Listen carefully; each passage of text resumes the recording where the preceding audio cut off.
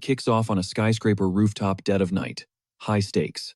Stardust, our top-tier heroine, corners the bad guy, telling him it's game over. The guy, egotistic. Instead of fighting, he claps back with praise, hyping up her performance, saying it's exactly what he expected from his #1 rival. Stardust isn't having it, though. She shuts him down, calling him a piece of trash. Egotistic backs up to the ledge, casual as you like. He muses on how she's always crashed his parties. But sadly, the show ends tonight. She's leveled up too much. He can't toy with her anymore. Stardust is confused, but Egotistic drops the bombshell. This is their final curtain call. Then, flashing a wicked smile, he leans back and lets gravity take the wheel. Stardust lunges, desperation written all over her face. She refuses to let him go, which makes our main guy wonder, why the obsession? Rewind the tape. Let's jump back a few years. Before he was egotistic, he was bummed out because this new world looked exactly like Seoul. Meet Kim Dane, 22 years young. Suddenly, boom, an explosion rocks the streets. A B-rank villain gets absolutely wrecked by a squad of heroes. Kim realizes this isn't his soul. Here, capes and superpowered villains are just another Tuesday. He got isekai'd straight into the superhero comic Stardust, named after the main heroine herself. And his choice, become the villain strictly for her sake. His earpiece buzzes. Someone asking for a status report. Kim chills, saying he just warped in and suggests they take a breather. Here's the kicker, he's an S-rank villain. His partner can't wrap their head around how chill he is about hunting down other bad guys. Kim reminds Han that's the partner to trust the process. It's all part of the master plan.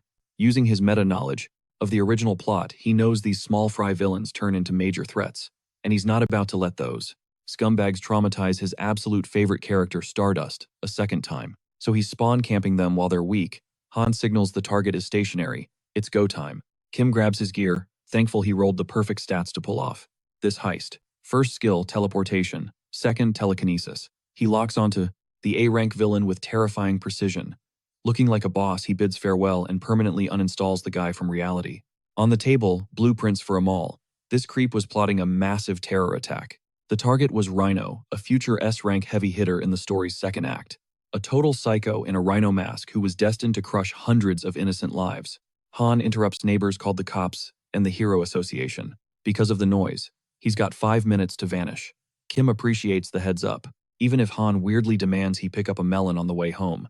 Before dipping, Kim carves a message on the glass for Stardust. Moments later, she gets the intel. Villain Rhino is down. The MO matches. The same mystery player who took out the A-rank villain Zodiac. Ghosted again, 0 traces left behind, except for a bloody message explicitly dedicated to her. That message triggers her. She is furious and vows to hunt him down, no matter the cost. The internet goes wild. Forums are buzzing, calling him a dark hero since he only targets the bad guys. But for Kim, this is a disaster. It's actually driving him insane. Han tells him to quit whining. We find out Han is actually a genius woman with IQ off the charts. Kim explains the issue. Civilians are thanking him. They like the vigilante act. At this rate, his villain cred is tanking. Even worse, it might make Stardust look incompetent. She's supposed to be the one taking out the trash. To fix this, he needs to rebrand as a legitimate threat in the public eye. He tells Han to prep for Phase 2. She asks for the schedule. It's time for the official debut of Egotistic. They raid the armory, grabbing guns and dynamite like they're shopping for groceries.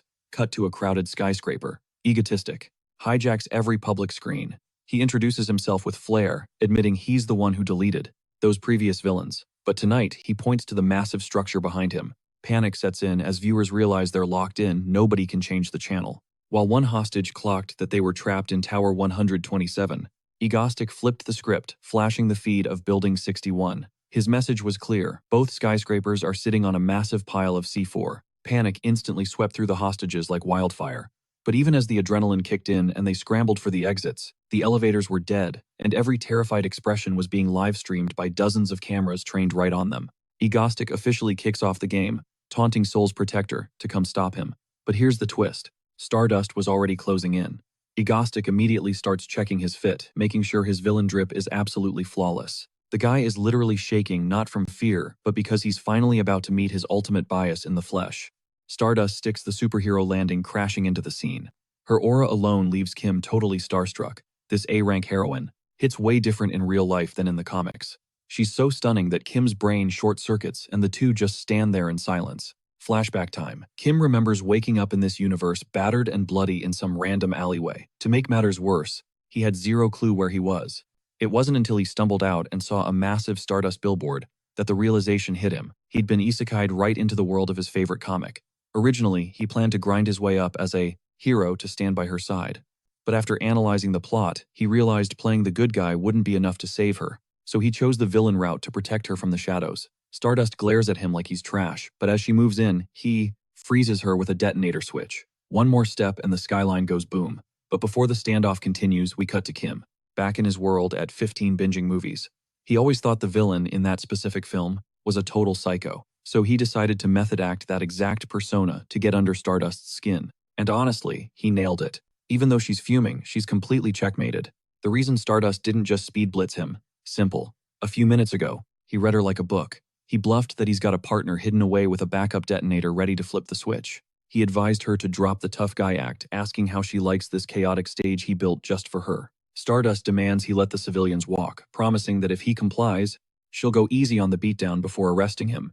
Surprisingly, Egostic agrees, announcing he'll release everyone, as a favor to the heroine, and suddenly unlocks the elevator hacks. Stardust knows this feels way too easy, and right before the civilians can hit the buttons, Egostic drops the bomb figuratively. He says letting them go now would be a total snooze fest. Here's the kicker: the moment they press that button, the bombs in the other building will detonate. Plus, every single explosive is set to blow in exactly 30 minutes anyway, so their only survival option is to choose to blow up the strangers across the street. To him, it's an easy choice. Who cares about people you don't know, right? Stardust curses him out for being a heartless monster, while Egostic declares that today the world will witness the absolute peak of human selfishness. Inside one tower, the cracks are already showing. People are screaming to blow up the other building, terrified that if they hesitate, the 30-minute timer will wipe them all out. But naturally, there are others fighting back, refusing to mass murder strangers just to survive. The arguments are getting heated, and someone screams out asking what the hell the hero is doing. Stardust knows rushing him is pointless, because if that backup switch is real, everyone dies anyway. Trembling with rage, she asks if playing with lives is just a game to him. Egostic replies that it's not about fun. He wants to test Stardust's limits, seeing as she's one of the few A-rankers in South Korea who actually believes in justice. Truth is, he respects her more than anyone. Stardust blushes, totally confused by the sudden switch-up. In his tone, we see that Kim just wanted to hype her up while the whole country is watching. Still, he mocks her, saying seeing someone so powerful look so helpless is weirdly inspiring. But he's got a good news plot twist. He's giving her a shot to join the game. He patches her audio through to the desperate hostages, waiting for a savior. The deal: if she can convince those terrified crowds not to touch the buttons for the full 30 minutes, he promises the bombs won't go off. Obviously, she thinks he's lying, but he reminds her it's a better gamble than standing there doing nothing. He snaps his fingers, focusing every camera on her, broadcasting her face to the entire nation. Stardust steels herself to speak to the hostages, playing right into Egostic's hand. He cements himself as the ultimate villain, setting the stage for Stardust to shine brighter than ever.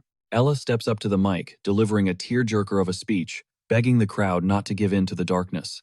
Her words hit home instantly, restoring their faith in humanity. As the clock ticks down, Egostic can't help but crack a grin, because that timer is inching toward zero. And guess what? Not a single soul has touched the elevator button. The tension is thick enough to cut with a knife. Everyone's terrified, wondering if they'll actually survive. Egostic realizes it's showtime. He shouts out, feigning confusion, asking why these humans aren't tearing each other apart yet. Surely at least one of them should be a selfish monster like him, right? His performance is Oscar-worthy, but Stardust shuts him down. She claps back, telling him he's dead wrong about people. Sure, not everyone's a saint, but she still believes in the good within them. Egostic stays deep in character, accusing her of ruining his fun by uniting the hostages. With nothing left to do, he bids her farewell until their next little game. But Stardust isn't letting him walk away that easily. She lunges at him, catching him off guard. Her expression is blazing with way more righteous fury than he expected. He barely manages to teleport away before her fist connects. The crowd goes wild, cheering for their savior, Stardust. She just stares at her hand, frustrated. Meanwhile, Kim warps back to his hideout and collapses. His body is wrecked. The nasty downside of his teleportation powers: he takes damage equal to the distance traveled. He figures he's going to be bedridden for at least a couple of days. Han is right there to nag him again, telling him to ditch that fedora because it makes him look like a total loser villain.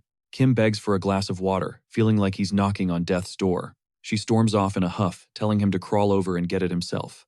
Meanwhile, back at the scene, Stardust watches the survivors celebrating their lives, but she's still racking her brain. She can't fathom how anyone could toy with human emotions like that, and swears she'll nail him next time. Back at the lair, turns out Han brought him the water. After all, she's got a soft spot. Cut to the Hero Association, HQ.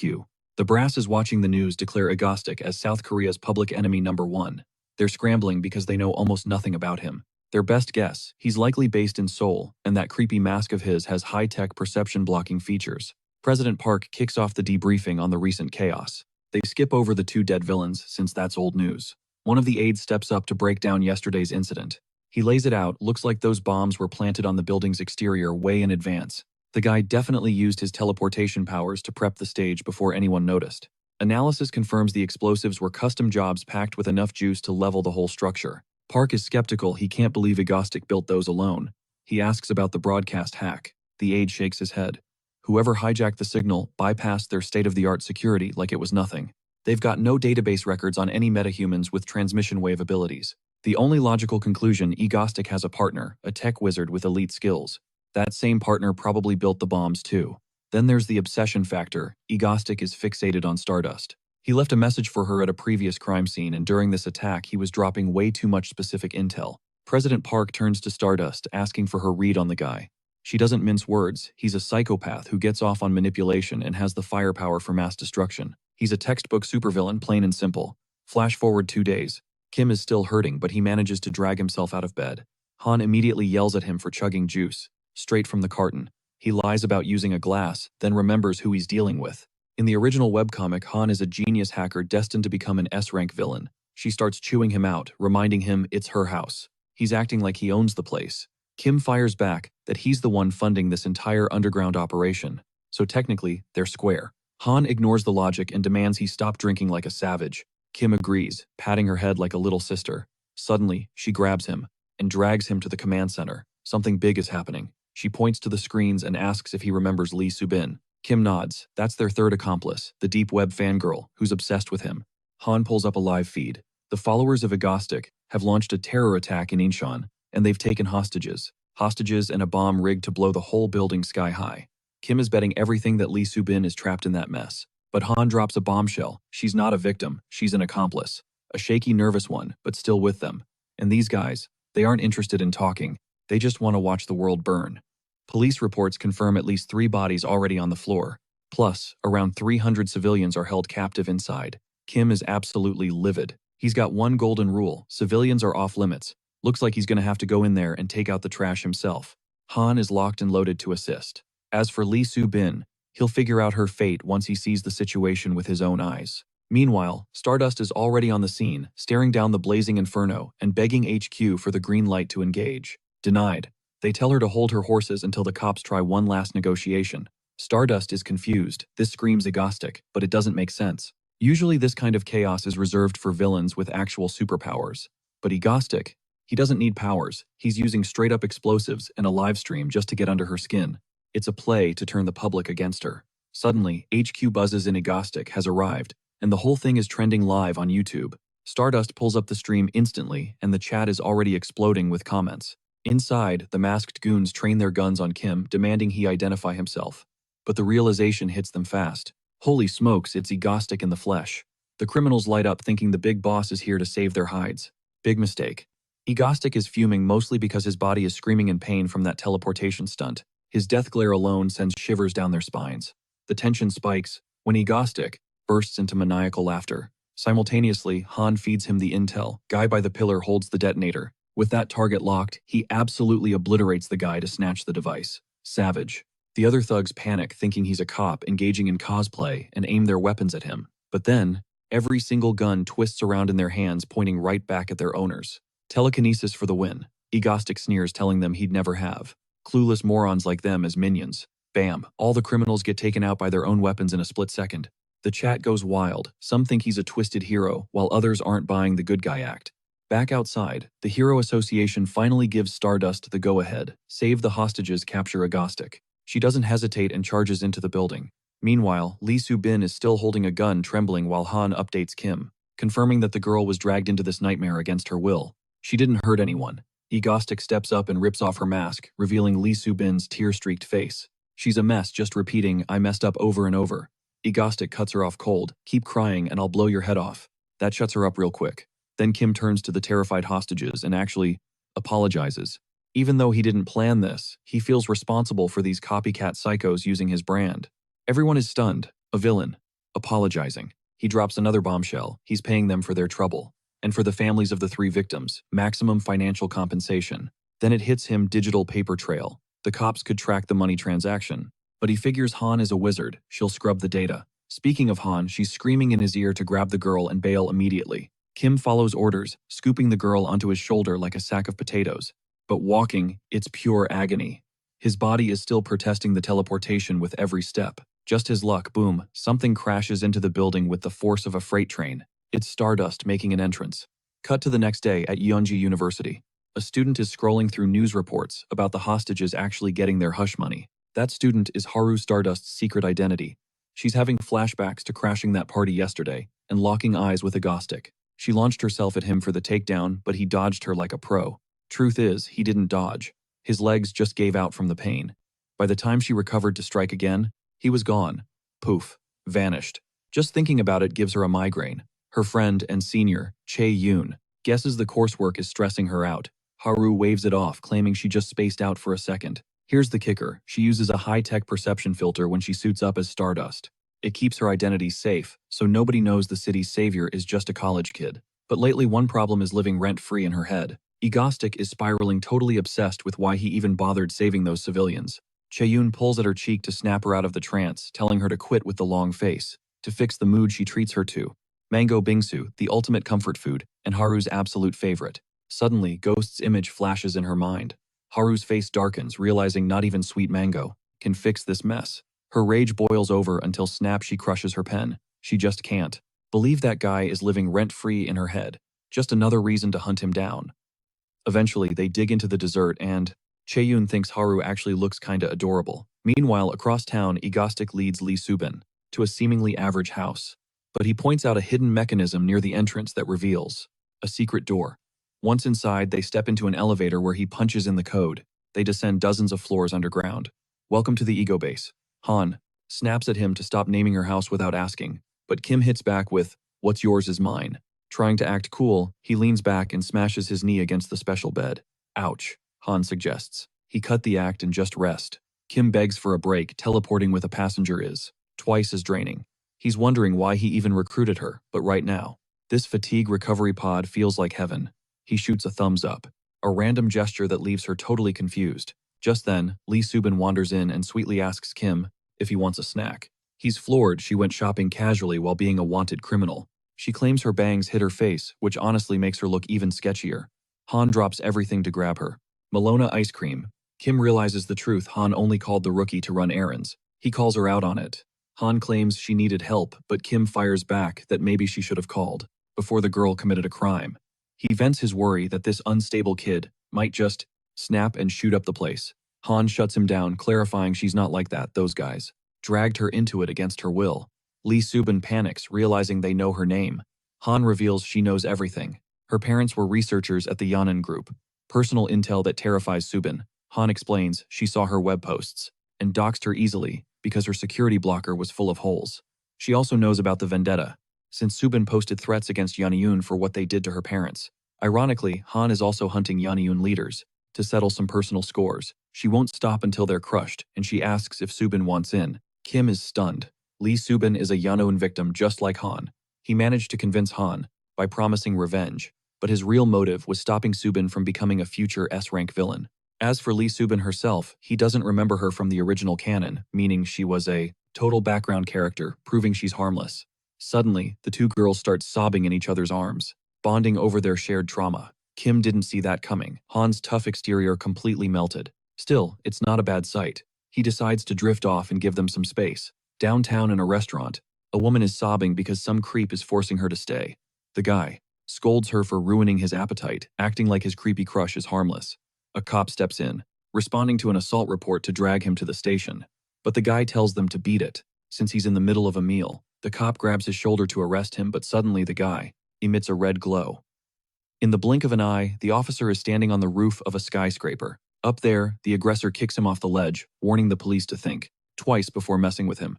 Meet Jackal, an A-rank villain with teleportation powers. Cut to another scene showing Han's fate in the original storyline. By this point, she was commanding, dragons, and fighting head-to-head against Stardust. Back then, she was known as the White Witch, wielding S-rank power. Back in the present, Han is chewing Kim out for drinking all the orange juice, her favorite. By the way, she's currently 16 years old. Lee Subin interrupts to confess she drank it all and promises to buy more. Mystery solved. Han didn't even drop a scolding. Instead, she pulls Lee Subin into a tight hug, signaling she vibes with the girl because, well, trauma recognizes trauma. Kim walks in, sees the embrace, and instantly kills the mood. He throws shade, joking that Han finally quit the whole pretending to be a dude act. Han. Yeah, she did not appreciate that roast. A few minutes later, Kim's brain starts jogging. He remembers Han isn't just rocking superintelligence. She's literally a walking miracle, the only survivor of the Yanyun Group's Gay One project. These sickos ran twisted experiments on hundreds of innocent kids. But then one day, an anomaly triggered in one of the test subjects. Boom. Everyone dead. Staff kids? Everyone, except Han. Battered and broken, she still managed to break out of that hellhole. She found a basement, hunkered down, and built this entire underground base from scratch. She spent years ghosting society, living in the shadows, until the day he personally tracked her down. The second she saw him, her walls went up. Total defense mode.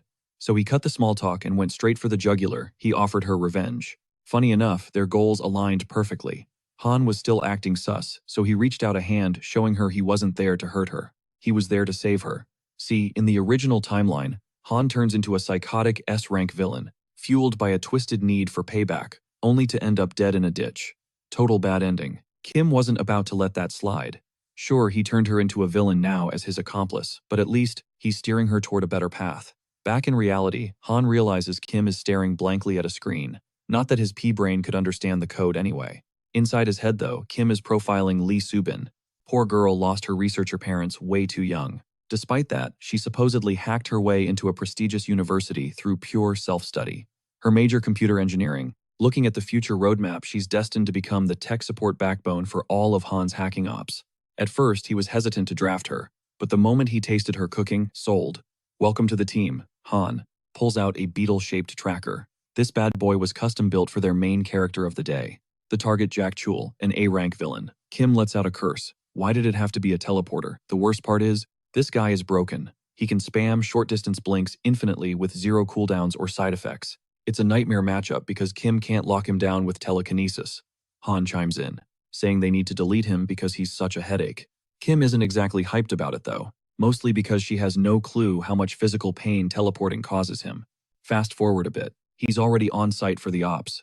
He radios Han asking if warping directly into the guy's living room is actually a smart play. She doubles down, just shoot the tracker. Even if he dodges the bullet, he can't dodge the bug. She engineered it to be faster than gunfire. Kim thinks it'd be cleaner to just clap him in the streets. But Han reminds him, this dude only teleports. He literally never walks anywhere. Plus, she spent ages researching this plan. Arguing with him gets her so tilted she has to chug water to cool off. Meanwhile, Lee Subin wishes her idol Egostic good luck. Han drops the command, execute. He warps in, catching Jack fresh out of the shower. Kim instantly unloads his dual pistols. One with standard rounds, one with a tracker. Jack barely manages to blink away, but luck is on their side. The tracker sticks. The girls immediately get to work triangulating his signal. He moved 500 meters east. Egostic follows the ping, materializing right in the middle of a massive crowd. Yeah, this wasn't in the brochure. People instantly whip out phones to livestream him. Meanwhile, at Yanji University, Haru is stuck in class when the association drops a priority call capture, Egostic. They send the cords and tell her to hustle. The news hits her so hard, she almost loses it. She has to force herself to breathe because her reaction was drawing way too many eyes. Blushing with embarrassment, she grabs her bag and sprints for the roof, launching herself into the sky to intercept. Back on the ground, Han is guiding Egostic, confirming the bullet definitely tagged Jack Chul. The traffic light flips to red. Egostic moves in for the kill, but Han screams a warning in his ear. Some lunatic driver just blew the red light and is barreling straight for him. But before the impact, we cut to a flashback. Dead of night. A group of shady thugs has Jack Chul tied up on a bridge over unpaid debts. He'd stalled for too long, and these guys were done listening to the sob stories. The boss takes a drag of his cigarette and burns through the rope holding Jack. Despite the begging, the boss doesn't flinch. Down he goes. It was a death sentence. Falling toward the black water, Jack screamed curses at them. But right as he hit the surface, a blinding light exploded. In a split second, Jack Chul vanished and reappeared right behind the thugs on the bridge. Leaving the squad totally shook with his sheer absurdity, Jakchul relished the surge of power coursing through his veins while the mob rushed him for round 2. But Jakchul, he wasn't sweating it. With this kind of juice, he knew there wasn't a soul on earth quick enough to tag him. Flash forward, Egotistic pulled a clutch move, blinking right inside the truck to cheat death, which ticked Jakchul off big time. He had the timing calculated down to the millisecond, yet Egotistic still finessed him. Out of options, he scrambled to the top of a skyscraper. Perched on the edge, a memory hit him. Egotistic had already flatlined 2 other villains. He briefly wondered if there was some personal beef, but quickly scrapped that theory, since he'd never even crossed paths with the guy before. When Egotistic demanded his surrender, it clicked for Jakchul. This psycho is hunting villains just for the thrill of it. Then boom, Egotistic warped right next to him on the roof. Jakchul bolted, but it was useless because Egotistic was glued to his heels. In a panic, Jakchul snatched up a woman and yeeted her off the ledge as a distraction, but Egotistic swooped in, catching her with such smooth riz that she instantly caught feelings. Meanwhile, a bullet impact drained Jakchul's stamina, causing him to faceplant onto the pavement, totally defenseless. Egotistic finally caught up, ready to read him, his rights or lack thereof. Jakchul was baffled. Isn't this guy supposed to be a villain too? Egotistic didn't deny the label, but clarified he wasn't absolute trash, like the guy on the floor. He turned to the crowd, exposing this dude as garbage, who embezzled billions in assets and deleted 4 innocent people. When he asked the public how to handle such a monster, they didn't hesitate to scream for his execution, which really triggered Jakchul, claiming their bloodlust made them no better than him. But Egotistic knew the lore. If left alive, Jakchul evolves into an S-rank villain who wipes out hundreds of people. But the worst part, he'd eventually torment his precious Stardust. Slipping back into character, he told Jakchul, "Game over," and double-tapped him right there. Unexpectedly, the crowd cheered. It confused him. Usually people freak out when they see someone get flatlined. Even though superpowers exist here, it usually feels just like his original world. But moments like this, a stark reminder he's on a totally different planet, and he still can't quite get a read on the locals. With theatrical flair, he tipped his hat to the audience, then immediately pointed his weapon at them, a subtle reminder that they were cheering for a villain. But his performance got cut short when Stardust crashed the party. Just seeing her made him blush behind the mask. Usually, she's a quiet college student. But in hero mode, she talks with this gritty, rude tone. And honestly, that really turns him on. Stardust demanded an explanation.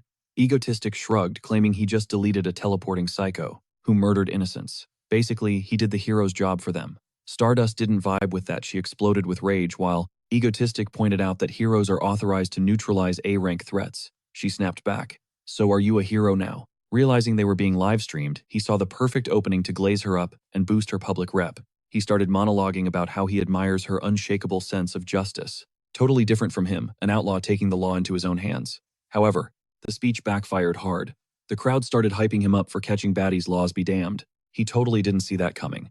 Han buzzed in his ear, ordering him to quit the grandstanding and return to base. Thinking fast, Egotistic announced to the world that he is, in fact, a villain who plans to commit more crimes, and dared Stardust to stop him.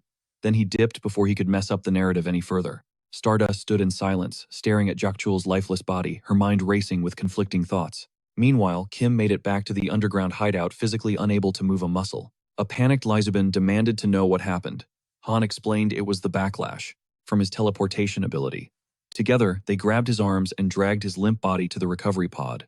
The news went viral instantly. The internet was simping hard for Egotistic, leaving Stardust in the dust. She saw it all. Perched on a rooftop, she started questioning everything about her life. A dark memory surfaced the day her parents were smoked for resisting a robbery, and the shooter told her to blame those idiots she called parents. Even with a gun barrel in her face, she didn't show an ounce of fear. Just pure, unadulterated rage. That look left the gunman speechless. He told her to count her lucky stars and walked away without hurting her, claiming she was interesting. But Haru was furious at her own helplessness back then.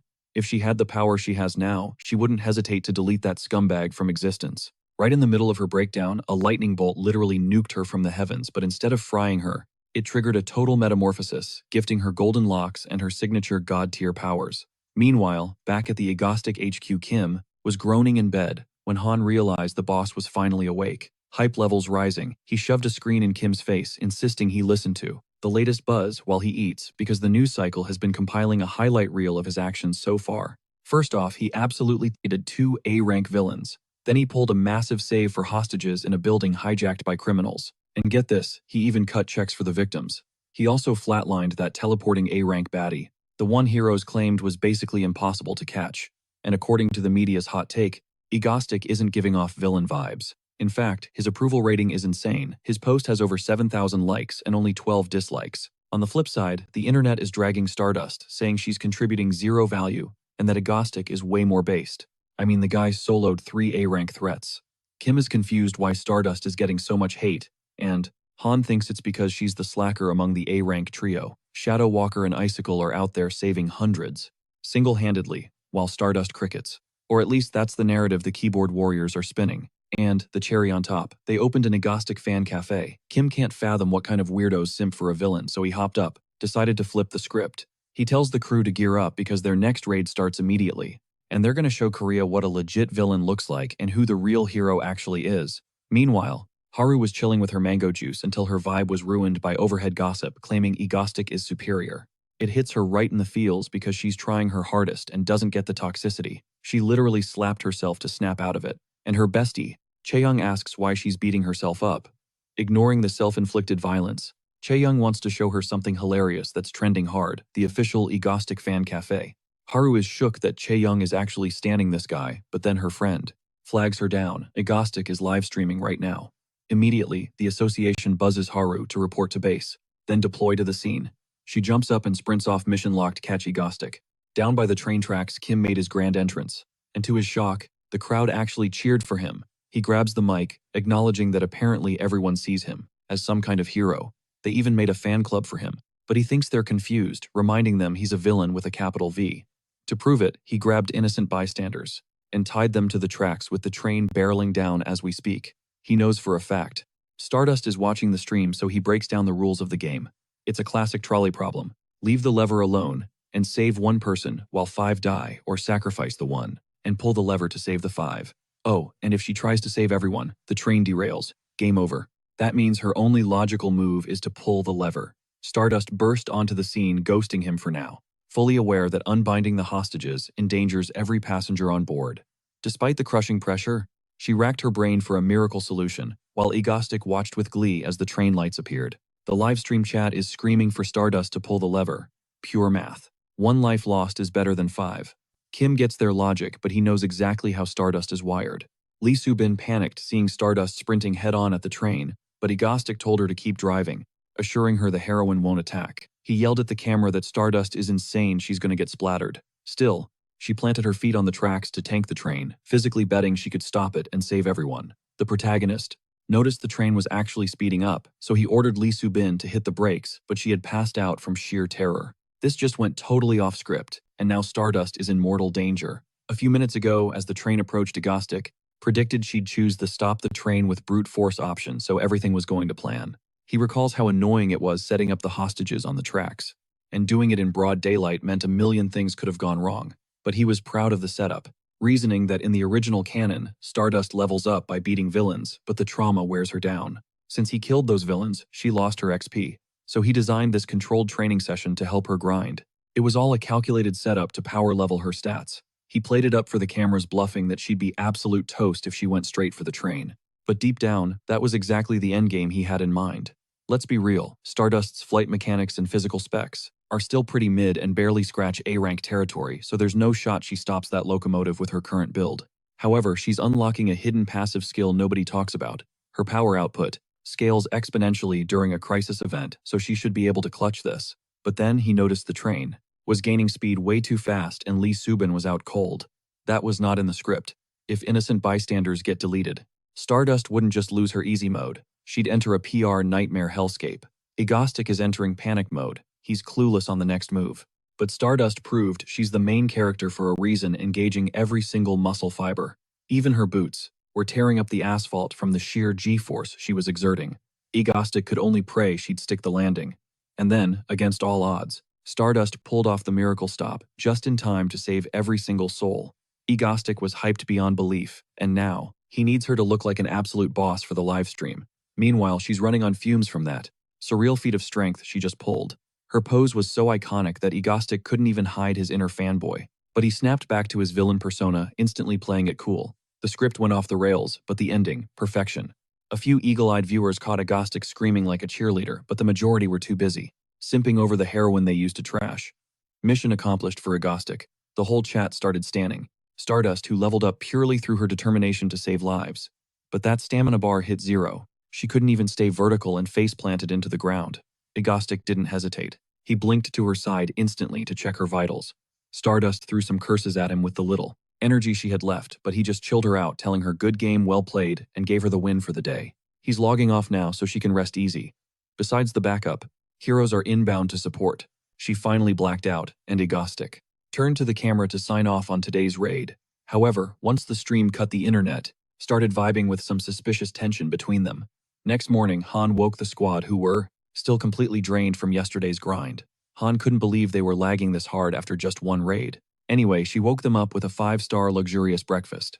Kim thanked her for the sweet gesture, making her blush a little. Unfortunately, she killed the vibe by physically assaulting him, demanding he eat before it gets cold. Once everyone sat down, they absolutely inhaled Han's masterpiece.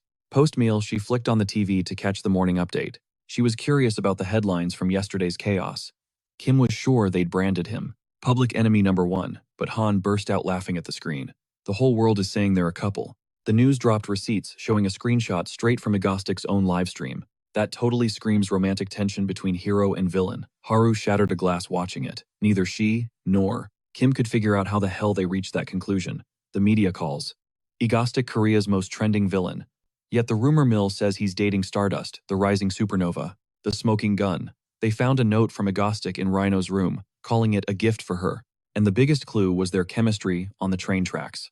That is definitely true love, and there is zero doubt about it. Haru shut off the stream right there, convinced everyone had lost their minds for shipping a villain and a hero. She's certain that ship will never sail. She absolutely loathes and despises him. But mixed in with that hate is something unexplainable. Seeing her stress, Chae-yoon thinks she's burnt out from the grind. Solution: ice cream therapy for the soul. She just needs to trust her senior on this one. Back at Ego Base, Han was throwing a fit because they'd already pulled off 2 raids, and now she wants to touch grass and have fun. Kim gave the green light for a squad outing, sending Han into euphoria mode. Kim spotted an ice cream festival flyer, thinking it'd be a chill, drama-free zone. Ironically, Haru was holding a brochure for the exact same event. On arrival, Kim was shook by the crowd size. Han, however, was disappointed he wore all black again. He clapped back that real men wear black to look drippy. Han just found that hilarious. Great news for Kim, the guy's vibes are finally immaculate. He immediately sprints toward a rice-flavored soft-serve stand. The whole squad agrees this outing was a solid call. But here's the twist. Lee Subin is the only one rocking a high-tech recognition jamming filter. She kind of has to, considering her face got plastered everywhere after Egostic saved her from that skyscraper heist. Kim tastes the ice cream and it's absolute fire, so he scoops some up to feed Lee Subin. She instantly starts panicking. I mean, that's basically an indirect kiss with her idol Egostic. She tries it pure heaven. Suddenly, Han bolts in the other direction. She spotted some mango ice cream. She hits the stall and orders immediately.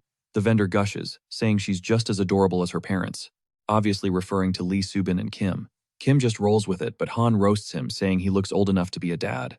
Kim fires back with a counterattack, blaming the confusion on her pint-sized, childlike height. A few minutes later, the vendor hands over a cone and 2 cups of ice cream. Han actually ordered for the whole crew. Kim is the illustrious leader of the Mango Club after all. Hearing this, the vendor cracks a creepy grin and reveals he's a massive Egostic stan. He even DIY'd his own fanboy shirt. Han thinks the drip is flawless. They grab a bench to chill, and Kim spots a dart-throwing challenge nearby.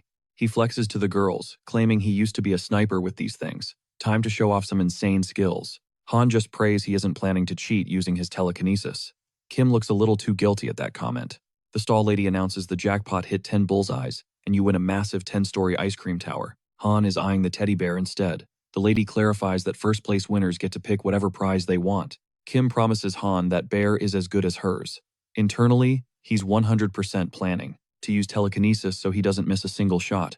But right then, a girl walks up asking for the price. Kim freezes. He instantly recognizes her. It's Chae-yoon, Haru's superior officer, and she's trying to win that 10-story ice cream for her friend. Kim is paralyzed with panic. Han's confused by the lag until she looks over and realizes standing right next to them is the legendary Stardust, and she was looking right at Kim a second ago. Flashback. Chae-yoon had been dragging Haru through the food stalls. Haru loved the snacks, so Chae-yoon dragged her to a spot that serves her absolute favorite flavor. They arrived at the shop, and Haru lit up.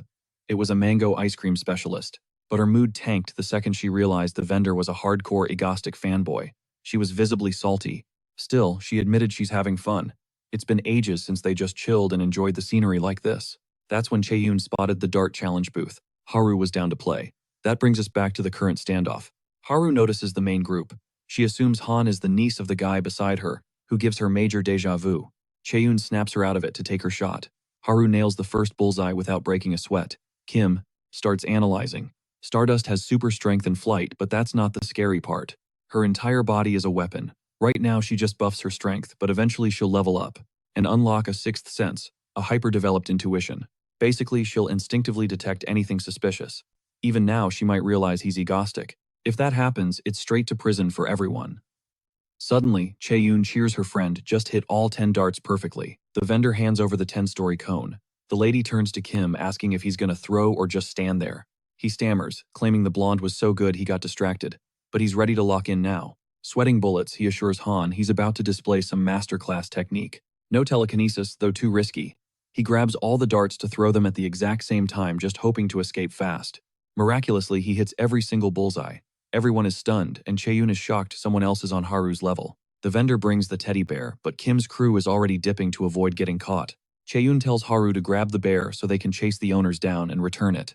But Haru gets distracted and bumps her massive ice cream into the roof, sending it toppling toward Kim. Kim pulls a matrix move to stay clean and avoid any interaction with them. Mortified, Chaeyoon asks for his number so she can at least pay for laundry. Kim waves it off, he just wants to leave. He tried to lay low and dodge the spotlight, but just his luck, the girls were already vibing with Stardust. He was about to signal them when, boom, something massive crashed the festival, turning the party into total bedlam. Enter Drillo Coco, a nasty A-rank villain hunting Stardust.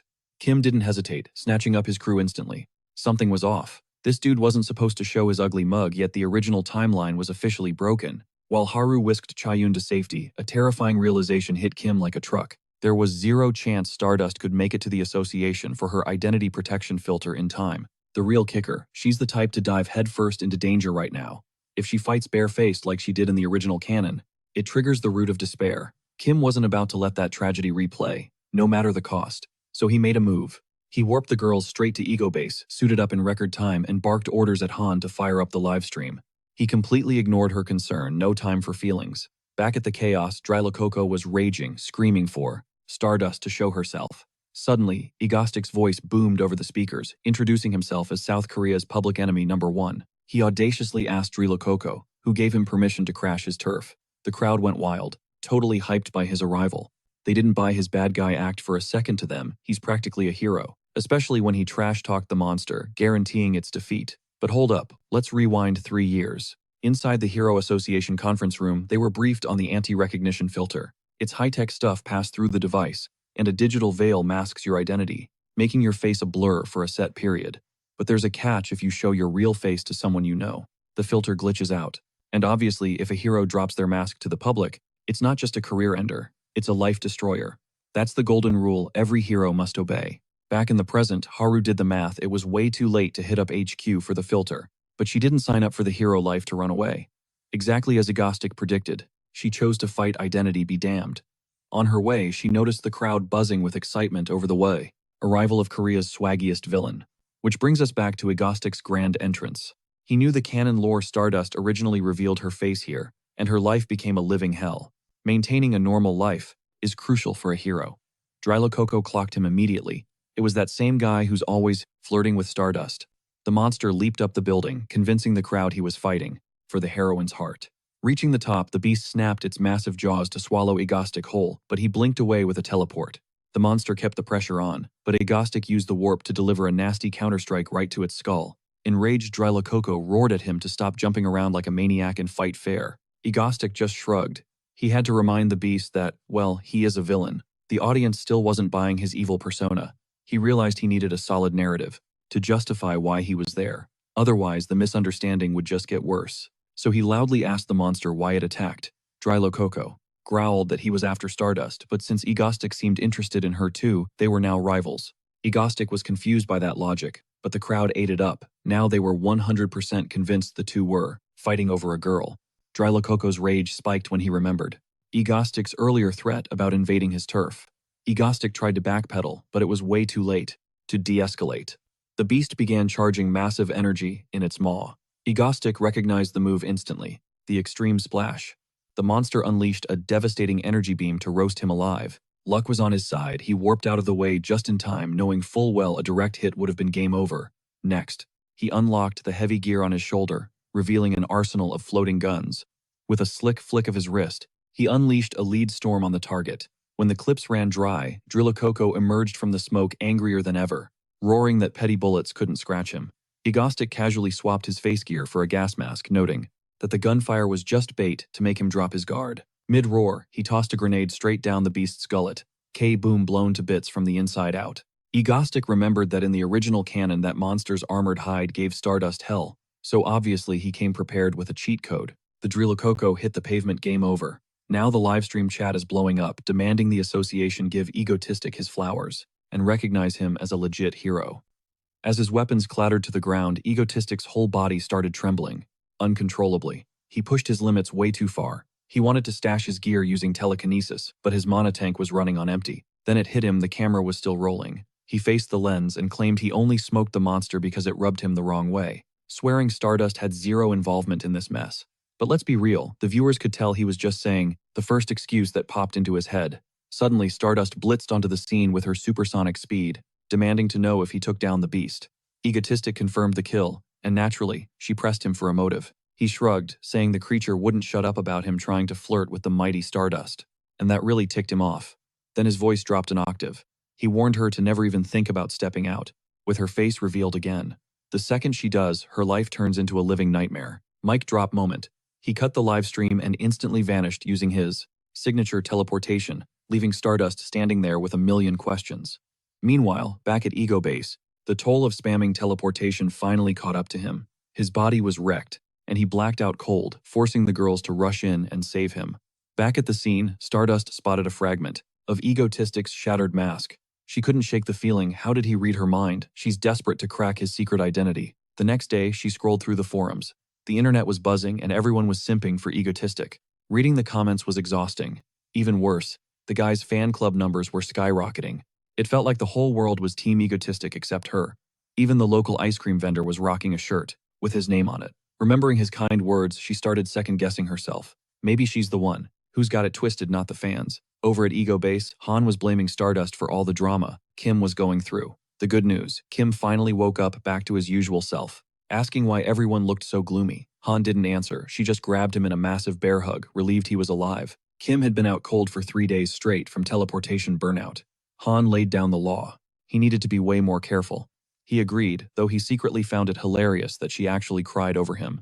Looks like their bonding time paid off. But Lee Subin cut to the chase. Why did he rush to the scene so fast? Moving like that, people are going to mistake him for a hero. Han totally agreed, calling it ridiculous since his whole brand is supervillain. Kim countered that if he hadn't stepped in, Stardust would have been forced to handle it. Han didn't see the issue, but Kim broke it down. That would have been a suicide mission. If a hero doxed herself, every villain in town would hunt her down until she was history. Han asked why that was their problem. Kim explained that the world needs a balance between good and evil. See, most metahumans don't suit up as heroes. They break bad. Why? Because the hero gig pays peanuts for the constant death threats. So most take the easy route and become villains. Just look at Korea. The whole country only has 3 A-rank heroes: Stardust, Izzy, and Shadow Walker. Meanwhile, A-rank villains are everywhere. Han still didn't see the connection to their squad. But Kim admitted he's actually invested in Korea's fate. Han got suspicious. She thinks he's just simping for Stardust. He immediately told her to put some respect on the heroine's name. The vibe at the table got super awkward. Lee Subin jumped in to break the tension, asking Han to spill the details on their previous chat. Han lit up, hyping up the upcoming summer vacation, and pitched a beach trip. Surprisingly, Kim was totally down for it. Han practically did a victory dance. But there's a catch. He announced their next move, another terror attack on the city to tank his own approval ratings. The truth, he needs to help Stardust level up her powers. There's a high chance a villain, like that lizard freak, could show up again. If Stardust doesn't get stronger, she's toast. Han didn't care about the details. She just needed confirmation they were still hitting the beach post-attack. He promised, sealing the deal with a pinky swear before running off to pack. Later on, Han admitted she's got big plans. So far, he's staged attacks at the observatory and the train tracks. Ground attacks are totally off the table, so we need to take this chaos to the deep blue sea or the high skies. Kim's gears started turning, and suddenly pure inspiration struck him like a lightning bolt from the god of chaos. The verdict: they need to yeet a plane straight into the ocean, a plan that had him and Han cackling like absolute lunatics. Fast forward a bit, and we see a commercial flight cruising along, vibes completely chill and normal. Until Agostic hijacked the system, he announces to the whole cabin that today is their lucky day for a twisted trivia game show. And get this, the whole event is being live-streamed to the world. Oh, and he casually mentions he planted a couple of bombs on board. The pilots are locked out, triggering instant mass hysteria among the passengers. Meanwhile, Agostic flips into full-on game show host mode, shouting, "Let the games begin." Cut to the Hero Association HQ, where Stardust smashes through the doors of the command center. She demands a sitrep on the attack. The president, looking totally defeated, basically tells her, "Don't bother going." He thinks it's a lost cause. But Stardust, she stands her ground, ready to deploy, and checks him for that loser attitude.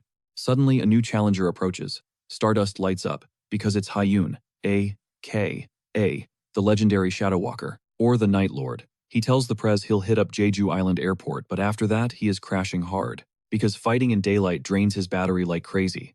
The president warns Stardust not to go too hard. After all, you can't save everyone.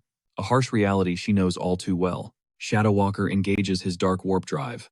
Boom, they arrive. Stardust hits the roof, shouting out a quick thanks to the gloomy guy. But the dude is absolutely cooked from using his powers in broad daylight. She steps out, ready to save the day like a boss. But that confidence shattered in a split second. Because honestly, she has zero clue how to stop a plummeting plane. But pause, let's rewind a bit. Flashback to a few years ago. A shady villain meetup hosted by Thousand, an S-rank baddie.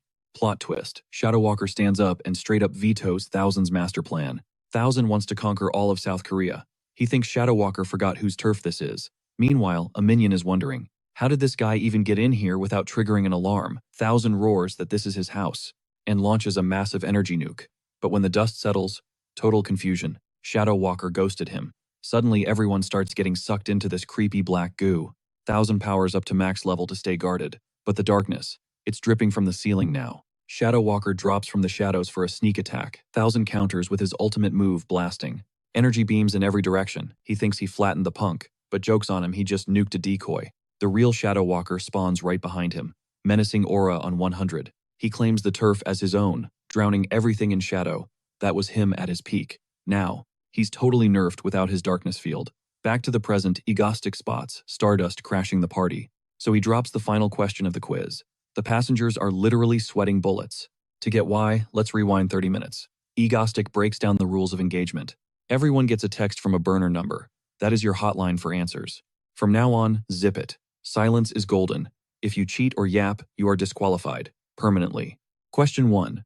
What was the exact capacity of a lifeboat on the Titanic? You have exactly 1 minute. Go. One lady tries to screen peek her neighbor. To snag the answer, Egostic catches her lacking and bans her for cheating. She starts Karening out, and gets the people sitting next to her disqualified too. Savage. The livestream chat. Starts realizing Egostic isn't playing. Time's up. He reveals the answer and drops a joke. So cringy that even Han didn't crack a smile. Next up, more rounds, more eliminations. As the quiz rolls on, the vibe shifts from confused to absolutely terrified. Finally, the boss level. The last question. Get this right, and everyone walks away alive. But there is a catch. Only one contestant is left standing. That is when Egostic spots Stardust on the roof, announcing that hundreds of lives rest on this one dude's shoulders. How's the pressure, buddy? The guy admits he is freaking out. But his answer was a total buzzkill for Egostic because he made it crystal clear that talking was strictly off limits for the final round. Usually, you might get a pass for a slip-up, but not today. The judges swung the banhammer immediately. And then, boom, the bomb didn't wait, sending the jet into a terrifying nosedive. Everyone's looking at Stardust to step up, but she freezes. It's a total déjà vu of her worst trauma, paralyzing her on the spot. Clueless. She radioed the association for backup, but they straight up folded. They're literally drafting a press release to announce the upcoming tragedy. Abandoned and hopeless, Stardust felt like quitting. She barely managed to stop a train doing 60 miles an hour, stopping a diving jet, impossible. Memories of her parents' death flooded back, wishing she had the power to save them back then. The irony is brutal. History is repeating itself, and she feels useless. Suddenly, static cuts in. Egostic hacked her comm signal. Just seconds ago, he was vibing, thinking today's raid was a cakewalk. Then Han dropped the info. Stardust hasn't budged from the rooftop. That was definitely not in the script. He ordered Han to patch him through to her headset immediately. Naturally, she greeted him with a few choice insults, which he completely ignored. He made it clear that plane crashes if she doesn't move. Stardust clapped back. reminding him this was his mess. Yet he expects her to catch it. It's suicide. She'd get shredded the second she touches, a jet falling at 600 miles an hour. She figured this was his twisted way of killing her indirectly, but Egostic cut through the noise. Grit your teeth and save them. He knows she can do it. That's just who she is. Stardust is confused. Why help? He fires back that he has no reason to zero her out. He's just another villain. She's the one who completes him. That line hit Stardust different, straight to the soul. And for once, she took the bait even if it was a trap to finish her off. She crushed the communicator and took flight racing toward the falling metal bird. As she closed in, she realized running away meant living a life, drowning in regret. She never thought a villain's sweet talk would be her fuel, but she locked in, refusing to live with that guilt. Inside the plane, the guy who failed, the final question was spiraling, blaming himself for the end. He sobbed, picturing his family one last time. But then a crying girl froze. She noticed something wild. The plane was slowing down. The pilots were confused. The yoke was fighting them, controlled by an external force. But that force was Stardust, fueled by sheer, unadulterated determination to save everyone. Moments later, a flight attendant rushed to grab the last passenger. To his shock, the cabin was empty. Everyone made it out alive, tears streaming. He called their savior a true hero. Meanwhile, her mind was drifting back to Egostic. The next morning, the news cycles were buzzing about the incident. Egostic remote-controlled the jet into doom. But miraculously, everyone survived thanks to the magnificent Stardust. Experts were losing it. Physics says she shouldn't have been able to pull that off. Watching from home, Haru clicked the TV off, cheeks burning from the praise. Suddenly her phone lit up. It's the blue-haired girl announcing she snagged some vacation days from the Association Press. Beach trip time. It's been ages since they hit the road together. Haru was hyped, accepting instantly. The girl added that Hyun is on the guest list too. Later, Haru stepped onto her balcony, Egostic's pep talk replaying in her head. It seems ironic that the only person trusting her potential is a villain. She's still puzzled why force her to stop the plane if he was sure she'd succeed. That we complete each other, line lingered. He definitely had an angle. She needs to dig into his history. Then the association called. They want a full skills reevaluation. Meanwhile, Han and the squad were packed and ready to roll. Kim ordered them to deflate the pool floats to save trunk space, and Han obeyed instantly, buzzing with energy. It hit Kim then, this is actually his first real vacation since getting dropped into this world. He's gonna milk it for all it's worth. But they forgot one tiny detail, the nightmare traffic and the blistering heat waiting to roast them alive. Han pitches a brilliant idea, teleport the whole car. Kim shuts that down fast, says it'd literally drain his life force to zero. Now Han's salty, whining that they should have just taken the train. But Kim hits him with a reality check, way too much baggage. That piques Han's curiosity. What exactly is in the trunk? He pops it open and bam, a literal arsenal. Kim shrugs it off with a better safe than sorry, but Han totally loses it. Is this a vacation or a war zone? Fast forward a few hours. Han's mood flips instantly. We've hit the beach. Baby Lee Subin grabs a cold soda and slides it over to Kim, seizing the solo moment to get sentimental, telling him she's forever in his debt. Kim raises an eyebrow. For what exactly? Everything, she insists. Saving her life, treating her like a human. Kim shakes his head. Nah, he's the one who should be saying thanks. After all, she's the MVP of housework and a master chef in the kitchen. Subin turns 50 shades of red at the praise. But this wholesome vibe triggers Kim's trust issues. It feels like a manga plot twist where the waifu poisons the MC. He stares at the drink, suspicious. Cut to the Hero Association. The suits are analyzing data, absolutely convinced the readings aren't a glitch. Mathematically, it makes zero sense that Stardust could have stopped that plummeting plane. She agrees the old benchmarks were accurate, but she felt a shift when she pushed past her limits. She flares her aura, turning every head in the room. She winds up for a punch.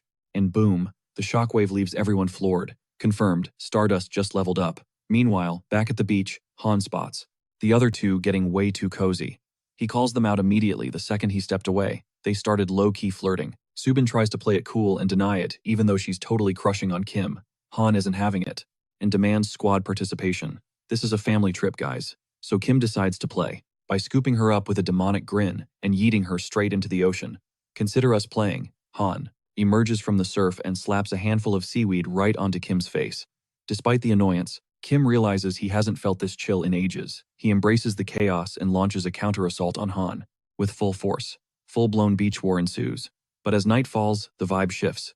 A crew of shady criminals is gearing up for a major heist at the Marriott Hotel. Inside, Kim finds out Han cheaped out and only booked one single room for the trio, claiming it's for budget efficiency. Before they hit the elevator, Han drops the bomb. The bed is massive, so they're all crashing together. It's the only option. Lee Subin chimes in, mentioning it's been forever since they had a slumber party. Kim starts sweating bullets, claiming he has zero memory of that ever happening. He figures it'll be fine. And honestly, it was, because the girls passed out the second their heads hit the pillows. But while they snooze, Kim hears a noise. Suddenly, the door gets kicked in. He instantly drops the intruders, turning their own guns against them with telekinesis. Who are these pests? He steps into the hallway and sees thugs rounding up civilians. Now he's pissed. Of all the times to attack, they pick his vacation. It's suspicious they'd try a night raid. Knowing the Night Lord owns the dark, then the realization hits him. The Night Lord is still out cold from teleporting Stardust earlier. Great. No other choice. He barks orders at Hanwake. Subin barricade the room. He's heading to the parking lot. At his car, he spots more goons swarming the building. Lucky for them, he packed his anti-recognition mask, and he's about to make them pay for ruining his PTO. Back in the hotel room, he tosses gear to the girls. Break time's over, it's go time. Down in the main lobby. Meet Spain, an A-rank villain, and the mastermind here. He's live-streaming a threat to the Hero Association. Wire the cash or the hostages get deleted. Just as he's reading out the bank routing number, he gets cut off. The room freezes. It's Kim declaring this little clown show is officially canceled. With a casual flick of his wrist, every single gun in the room levitates, turns on the bad guys, and bam, he wipes the floor with them instantly. The move leaves him dizzy, burning through way too much mana, but he has to blink teleport immediately to dodge a lethal kick from Spain. The villain is fast. He pulls a piece and lands a point-blank shot right in Kim's gut. Suddenly, Egoistic bursts into maniacal laughter. One bullet. That's the best you got. He's putting on an Oscar-worthy performance, but internally, he's freaking out. He's in serious trouble. One flinch and he bleeds out. Spade's survival instincts are screaming at him to get the hell out of Dodge. Total bummer, considering he planned this blitz attack specifically because the Night Lord was MIA. That telekinesis is a dead giveaway. It's Egostic. Spade figures he's just another villain on this guy's hit list. Egostic clocks the tension in the air. Feeling uncharacteristically merciful today, he decides to throw the guy a bone and let him scatter. Spade demands to know what his deal is, but Egostic gaslights him, claiming he only stepped in because these clowns ruined his vacation. He suggests Spade beat it before things get ugly. Internally, though, he is begging for him to leave because he is barely holding on to consciousness. Spade realizes this is a golden ticket since he can always recharge later, so he doesn't think twice. He bolts toward the exit at Mach speed. Right at that second boom, Stardust's fist comes out of nowhere, accidentally steamrolling him with god-tier force. Radiating pure authority, she commands the criminals to drop their weapons, only to freeze when she realizes the trash has already been taken out. A-rank heroine Icicle pulls up to the scene, equally shook that there are 0 enemies left standing. Kim is totally love-struck by her visuals, but Stardust snaps him out of his trance, demanding to know who the hell he is, and if he's the one who soloed these goons. Kim's racing mind focuses on one thing: stall until he gathers energy, sufficient for 2 teleports. The silver lining: they have no clue he is Egostic. He flips the script, introducing himself as a clandestine S-rank hero operating from the shadows of South Korea. They definitely didn't see that coming, but Stardust isn't buying it. She's been in the hero game way too long, and never heard a whisper about him. Kim claps back that anonymity is literally the point of being secret, proceeding to rattle off their specific ranks, dropping a flex that he's been active way longer than any of them. His partners are totally lost on what his angle is, while Kim boldly demands the heroes show some respect to their senior. Stardust is still throwing major shade, and he feels the skepticism. Time to drop a hero name. His eyes land on a kid wearing a mango shirt, so he improvises, "Call me Apple Mango." The name is so cringe, the civilians actually look disappointed. Icicle gets a ping from the association and confesses she has confirmation that no such hero exists, demanding he drop the act and reveal his true identity. Feigning outrage, Kim yells that he even knows the association president's real government name, which is Park Man-chun, but he changed it to Park Jun-ho because the original sounded too countryside. That intel actually makes the heroes hesitate. Meanwhile, Kim thinks it's wild he's using lore from the original story like this. Icicle immediately confirms the association verified the facts, but he is still a total nobody to them. A bystander gets fed up and steps in to defend the guy who literally saved his life. That's what matters. Kim is pumped that this random dude is backing him up, until the guy runs his mouth too much, mentioning how the masked hero manipulated the criminals' weapons to wipe them out. A power set suspiciously similar to the infamous Egostic. Internally, Kim screams at the guy to please just shut up, but the damage is done. The heroes are on high alert. Kim is cursing up a storm in his head, because he just needs a tiny bit more time to recharge. But the girls are all ready, gearing up to capture him and unmask him. It comes down to the wire, only 3 seconds until Kim gets his juice back. Problem is, he is completely boxed in, and Stardust lunges to grab him. With split-second timing, Kim gathers enough power to teleport, dodging the grab, grabbing his teammates and vanishing before the heroes can do a damn thing. Back in the car, Kim orders Han to scrub every digital trace of their presence, including the hotel CCTV footage. That's when the girls finally clock the nasty wound on his body. Lee Subin suggests a hospital run, but Kim shuts it down. They'd get busted instantly. The only safe house is Ego Base. Lee Subin tells Han to start first aid immediately. While she floors it to the base, Han is spiraling into a panic seeing Kim in such bad shape, so Lee Subin has to snap her out of it. It works despite Han being terrified out of her mind. And with that handled, Lee Subin pushes the car to its limit. Meanwhile, the cops swarm the hotel to assist the victims while Icicle is fuming because these were supposed to be a chill vacay, but looks like no days off is this villain's toxic trait. The Lord of Night dips out to catch some Z's, leaving Han feeling super guilty. She's like, "My bad, since this whole trip was supposed to be his R&R." Stardust cuts her off. No apologies needed. She admits she would have pulled up anyway just to see if Egostic was behind the chaos. Cut to the highway. Some random driver is yawning his head off until bam, a car screams past him like a bat out of hell. Dude thinks they've lost their minds. We're talking speeds over 120 miles per hour. Total maniacs. And guess who? It's the main squad. Egostic's ride is looking absolutely wrecked, barely holding it together. Stardust makes a mental note, watch every move. Then smash cut to a flashback of Kim. Back in his past life staring at the finale of the original web novel, completely speechless. The ending was absolute trash. Major letdown. He literally rage quit reality and went to sleep feeling salty. Back to now. The girls managed to stuff him into the recovery pod just in time, but Han is a total wreck. She's terrified of losing him, spiraling so hard she won't even touch food. Lee Subin steps in like, "Girl, eat something." After all, Kim is gonna wake up any second. Han wipes the tears, grabs a spoon, and right as she takes a bite, Kim's eyes snap open. He immediately roasts her for casually snacking, while her bestie is fighting for his life. The audacity. Seeing him awake is a huge relief, but then Han flips the script and gets furious at him for scaring her half to death. Meanwhile, the media is spiraling. They're asking the real questions. Is Egostic even a villain? 0 casualties on his record. 0. Stardust connects the dots. Even that crazy airplane hijacking incident, nobody got a scratch. He even called her mid-crisis to hype her up, almost like he knew she had the skills to save everyone, and that her powers would level up. She tries to brush it off as a fluke, but there's no denying it, she did get stronger. Here's the kicker. Every villain Egostic took out was a ticking time bomb, waiting to cause a massive disaster. We're talking world-ending threats. Also, the guy at the hotel was definitely Egostic. He's for sure not a hero in the traditional sense, but calling him a villain feels wrong too. Stardust gets a gut feeling he's directing some massive twisted play. She vows that next time they meet, the mask comes off. Meanwhile, Han is scrolling through the forums. The internet is blowing up. What's Egostic's endgame? Plus, how did he know the association president's real legal name? And let's not forget, he introduced himself as a secret S-class hero, operating from the shadows. The hot take, he turned villain after some beef with the association. That theory is trending hard. Lee Subin tells Han to log off, figuring Kim isn't in the mood to hear fan theories about his own reputation.